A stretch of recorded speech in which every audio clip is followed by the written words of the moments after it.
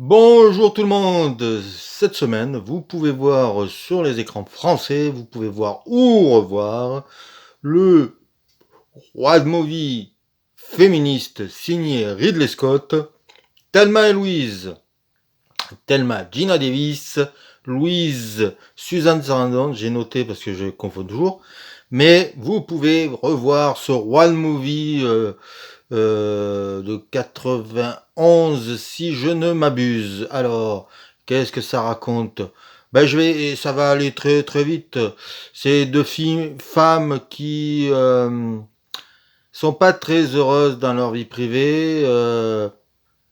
Il y en a une qui, c'est Thelma qui vit avec un connard fini joué par le formidable Christopher McDonald qui un gros macho et donc Louise lui propose d'aller boire un coup et là ça picole, ça dragouille et à un moment donné ça va dehors et presque tentative de viol, presque. Non, il y a tentative de viol. Et sur Thelma. Et Louise tue le violeur et du coup, elles partent en cavale. Toute la police sont à leur poursuite. Le policier était interprété par Harvey Keitel qui joue un homme à la fois comment dire à la fois autoritaire dans ses décisions, mais qui a de l'empathie pour ces deux personnes. C'est peut-être avec le personnage de Michael Manson aussi qui est intéressant, mais c'est peut-être le personnage d'homme le plus, j'allais dire, humain. Voilà. Donc c'est pas parce qu'il est policier que c'est un enfoiré. C'est un comeback surtout pour Ridley Scott puisque il avait commencé sa carrière très fort avec Alien, Blade Runner, Duelist. C'est dans le désordre, mais c'est pas grave. Et puis après, il a enchaîné les bides, c'est-à-dire euh,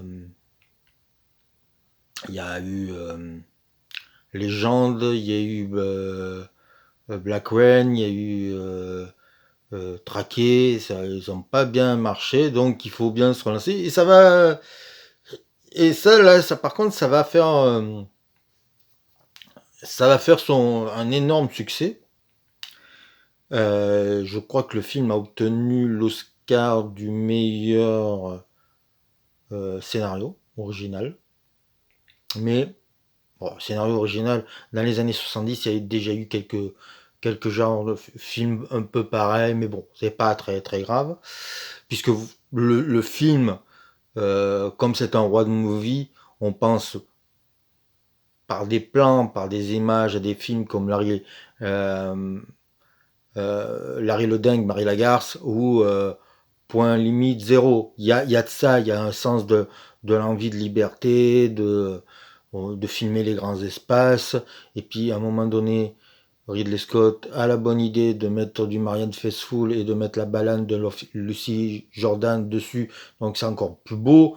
Donc il n'y a rien à dire. Il filme. Alors je sais pas si c'est Monument de Vallée ou la Vallée de la Mort, mais en tout cas, il filme ça dans des paysages américains qui forcément renvoient au Nouvel Hollywood. Donc parce que moi je suis pas un fou de Ridley Scott, mais celui-là m'est sympathique, hein. Mais disons-le tout de suite, il a tendance à quand même à copier ce qui a déjà été fait, et il le fait de manière un peu clippée. Voilà, on va dire ça comme ça, je suis gentil.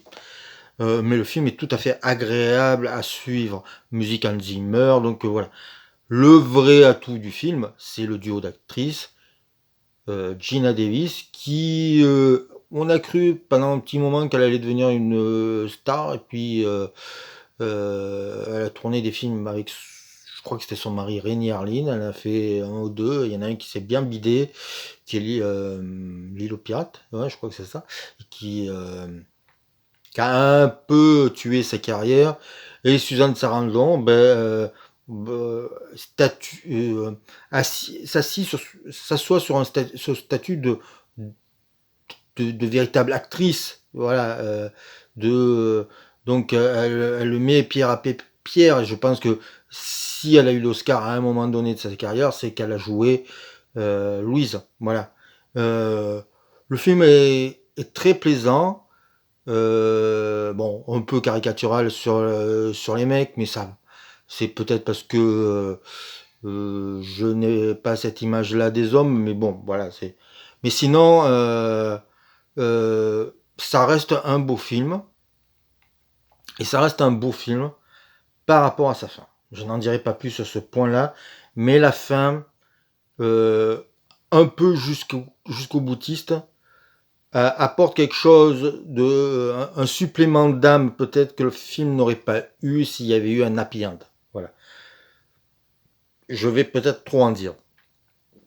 C'est pas un chef-d'œuvre pour moi, mais c'est un honnête divertissement et je pense qu'il ne cherche pas à être plus que ça.